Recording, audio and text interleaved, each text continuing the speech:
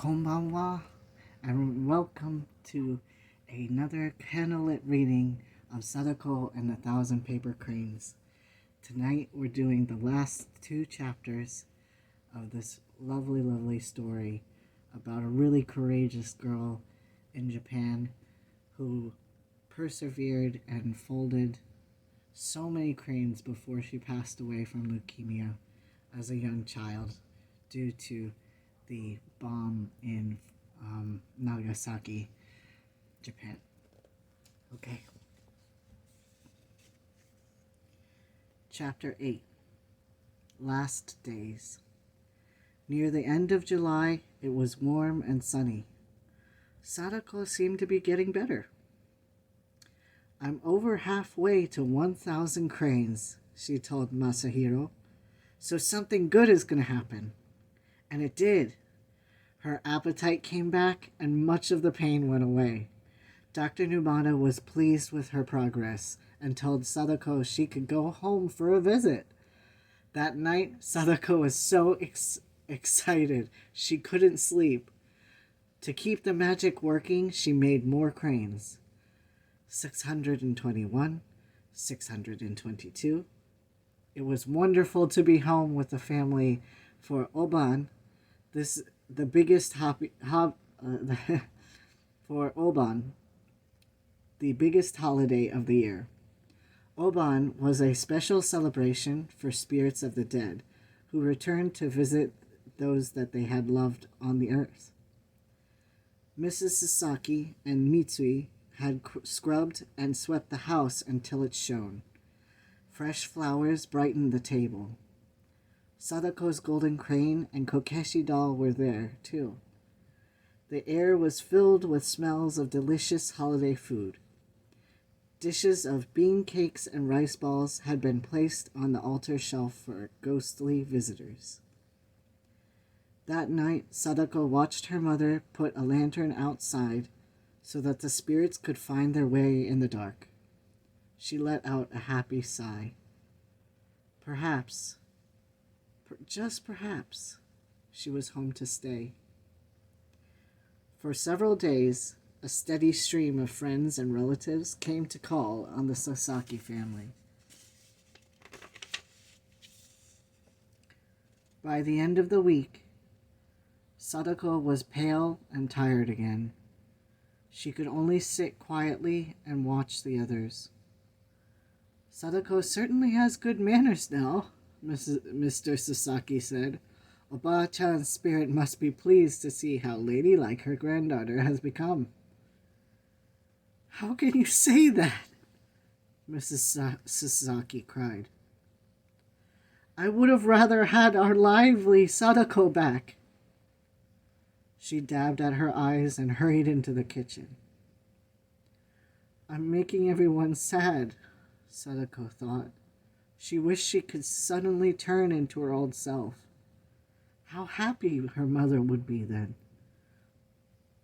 As if he knew what was in Sadako's mind, her father said gruffly, "There now, don't worry. After a good night's rest, you'll feel fine." But the next day, Sadako had to return to the hospital. For the first time, she was glad to be in the quiet hospital room. Her parents sat beside the bed for a long time. Every now and then, Sadako drifted off into a strange kind of half-sleep. "When I die," she said dreamily, "will you put my favorite bean cakes on the altar for my spirit?" Mrs. Sasaki could not speak.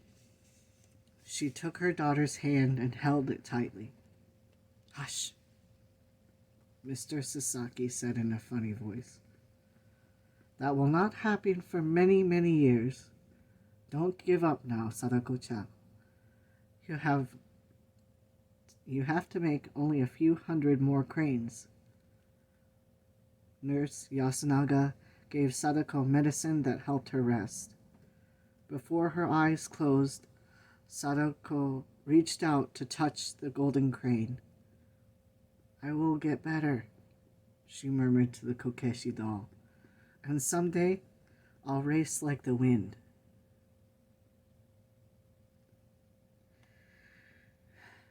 Sorry, I'm a little teary-eyed.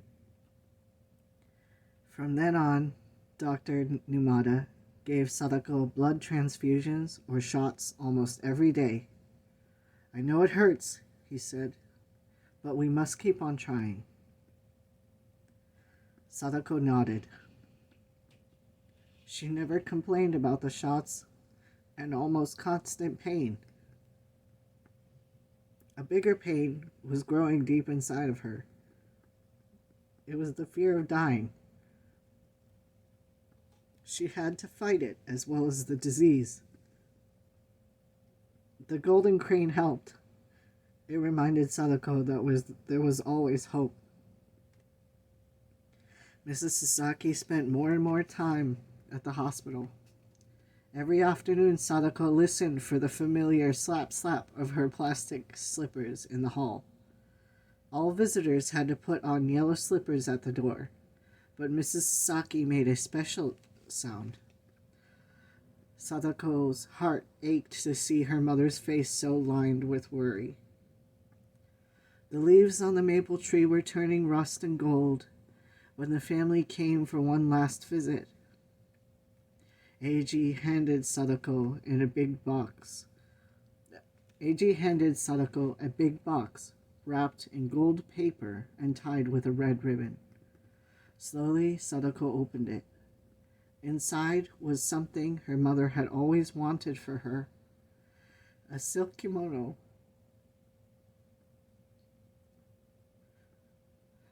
With cherry blossoms on it.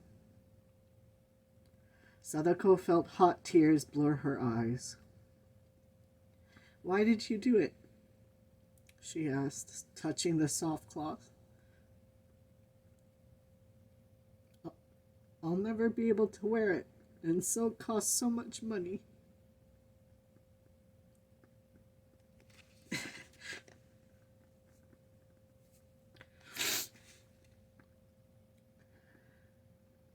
Sadako-chan, her father said gently. Your mother stayed up late last night to finish sewing it. Try it on for her. With a great effort, Sadako lifted herself out of bed. Mrs. Sasaki helped her put on the kimono and tie the sash. Sadako was glad her swollen legs didn't show.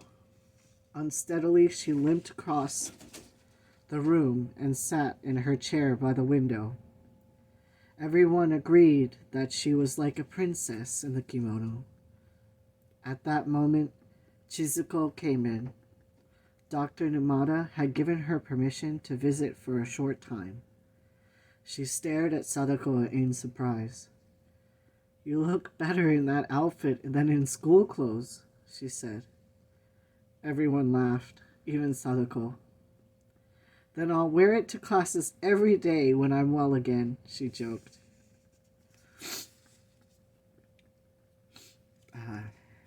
Mitsui and Eiji giggled at the idea. For a little while, it was almost like the good times they used to have at home. They played word games and sang Sadako's favorite songs. Meanwhile, she sat stiffly in the chair, trying not to show the pain it caused her. But it was worth the pain. When her parents left, they looked almost cheerful. Before she went to sleep, Sadako managed to fold only one paper crane. 644. It was the last one she ever made. Chapter 9. Racing with the Wind. As Sadako grew weaker, she thought more about death. Would she live on a heavenly mountain? Did it hurt to die? Or was it like falling asleep? If only I could forget about it, Sadako thought. But it was like trying to stop the rain from falling. As soon as she concentrated on something else, death crept back into her mind. Toward the middle of October, Sadako lost track of the days and nights. Once, When she was awake, she saw her mother crying. "Don't cry," she begged. "Please don't cry." Sadako wanted to say more, but her mouth and tongue wouldn't move. A tear slid down her cheek. She had brought her mother so much grief, and all Sadako could do now was make paper cranes and hope for a miracle. She fumbled with a piece of paper. Her fingers were too clumsy to fold it. "I can't even make a crane," she said to herself. "I've turned into a real turtle." Quickly, quickly, Sadako tried with all her strength to fold the paper before she was swept into darkness.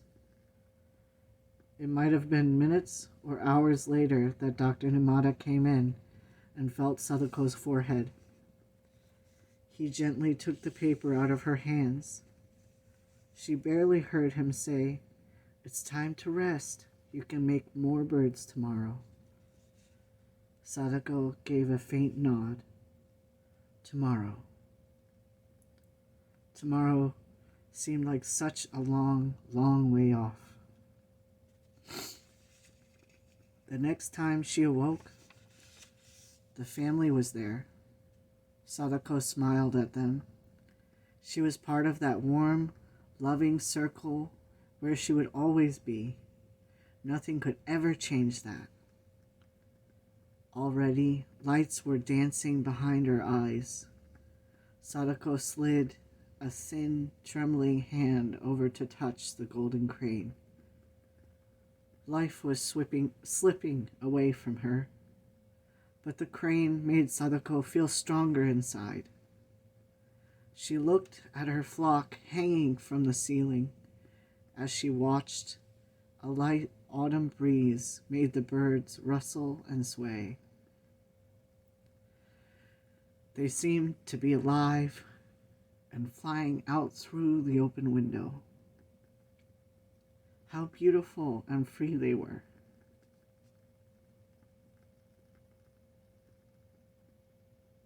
Sadako sighed and closed her eyes. She never woke up.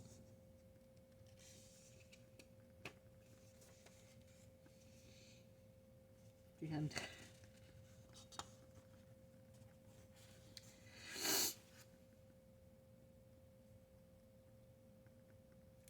So that's the story behind the legend of the Thousand Cranes.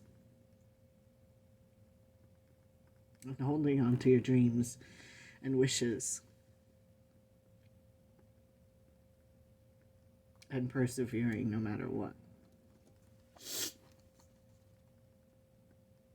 And I hope I can bring part of that energy to Peter through my project to him.